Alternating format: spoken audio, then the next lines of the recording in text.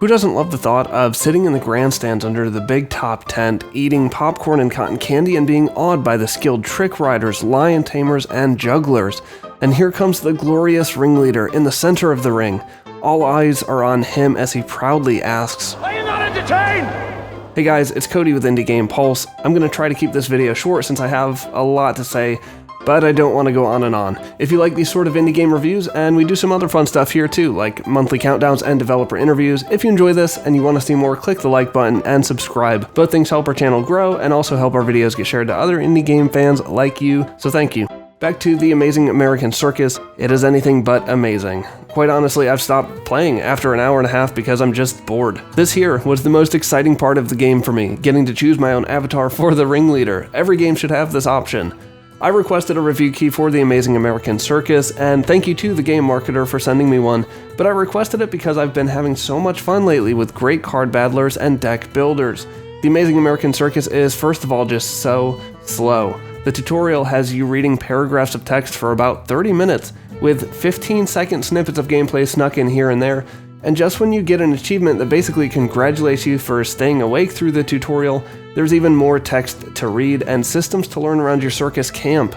And the text on a PC was pretty small and hard to read, so I'll be curious to see how this plays out on the Switch. A word of warning, I guess. And that's not to mention all the overlapping text and visual bugs that I encountered during my playtime. On reading the Kickstarter page and Steam description, it talks so much about exploring Gilded America and seeing the sights, but the most exploring you do is with a magnifying glass on a map to find new cities off the beaten path. Then your sideways horse and carriage awkwardly travel there, and when you get out, your camp looks just like it did at the last place. There's absolutely no world building here, everything just feels almost copy-pasted from one place to the next, except for the big tent where you actually perform. Where's the magic? Where are the promised sights of Gilded America? We just get to see the inside of our tent or a nondescript street intersection.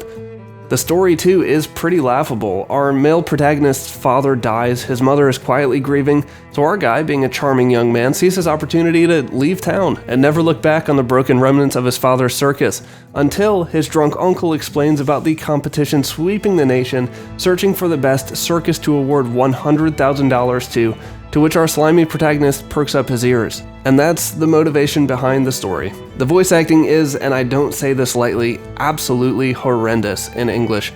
It's very, very slow, and the intonations are all over the place. The majority of the dialogue felt like the voice actors were given each line out of context of the greater scope of the story, or even the immediate conversation, which leaves all the characters just feeling flat and lifeless. It's yours now, all that sad mess. Oh, are you preparing a show to honor your father? Yes, that is exactly what he's doing. I am not. I'm leaving.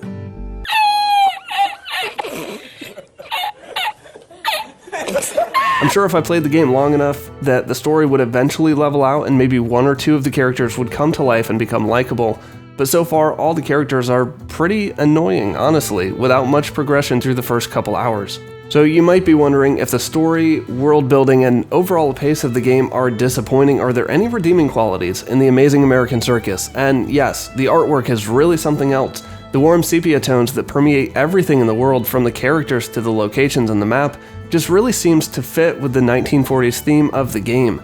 The character art feels like it was plucked right off of an old circus poster with their bold black outlines, and I like how each character has specific cards that correlate to their act, like the juggler who can stash away juggling balls to make quite an impression later in the show. Each character also has their strengths, like the strongman who can block more efficiently than the others.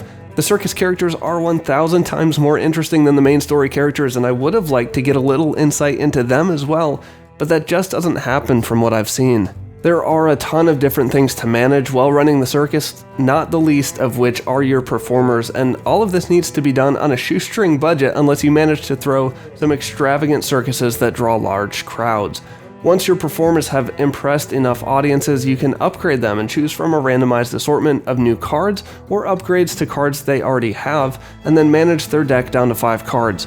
Speaking of the cards having only a hand of 15, once you run out and have to reshuffle, all your performers will lose half or more of their health. Once they've lost all their health, they will reset to full but discard a card, meaning your hand gets smaller over time and your performers lose health even quicker.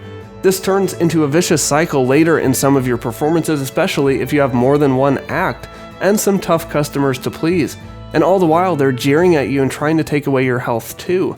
To be frank, I don't like the mechanic of losing health when you reshuffle. It's inevitable, and while it does add some sense of urgency, it just handicaps the player without good reason. Perhaps it was meant to show that all the performing has made them tired and weak. I've skimmed over a lot of the other management aspects and particulars of the game, but it just hasn't impressed me. If you have questions or thoughts, drop them in the comments below and I'll get back to you. If you like what you see here at Indie Game Pulse, join us on Discord and consider helping us grow by supporting us via Patreon or YouTube channel memberships. Links are below. Thank you very much to my 1,530 subscribers for your support. For more top indie game countdowns and reviews, check out the videos on your screen now, and I'll see you on the other side.